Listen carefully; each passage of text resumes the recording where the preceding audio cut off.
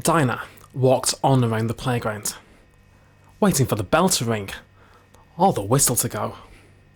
But there was no bell, no whistle, nothing.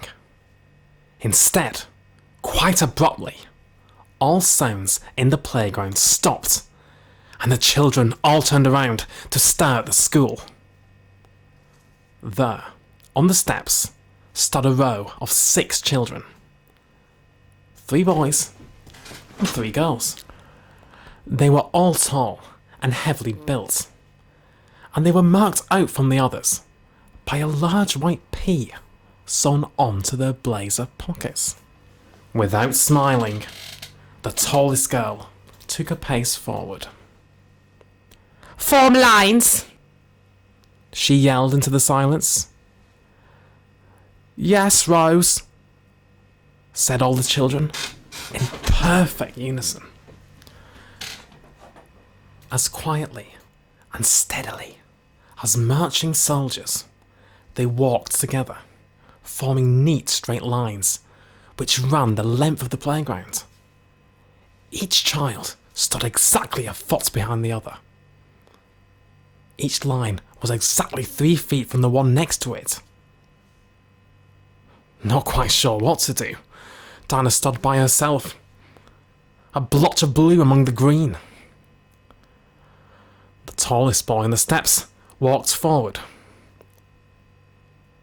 "Laid in?" he bellowed.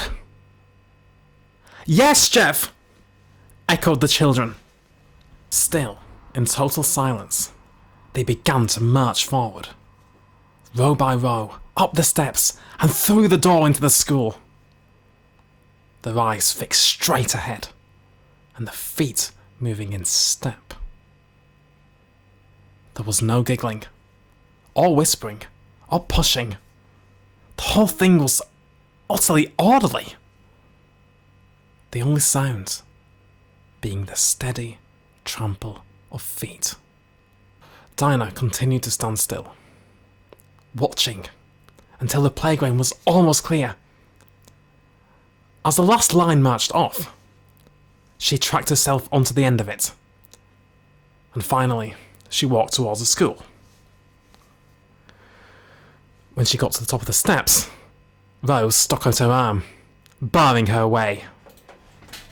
"Name?" she said briskly. "Dinah Glass," she said. "Look, I'm new and—" "Just answer the question." Jeff interrupted her. "What's that you're wearing?" "It's my old school uniform. Just answer the question," Jeff said again. There was no friendliness in his voice, and as he spoke, he looked not at Dinah, but over her shoulder. "It is not satisfactory. All pupils here shall wear correct green uniform. Kindly see to it," said Rose. The 2 children looked so haughty and spoke so stiffly that Dinah was very irritated. "I don't know why you're being so bossy," she said coldly. "Anyone would think you were one of the teachers, instead of a measly kid like everyone else." "All pupils shall obey the prefects," chanted Rose, in the same stiff voice. "The prefects are the voice of the schoolmaster." Dinah felt puzzled, but she was determined not to show it. She thrust her chin up and looked straight at them.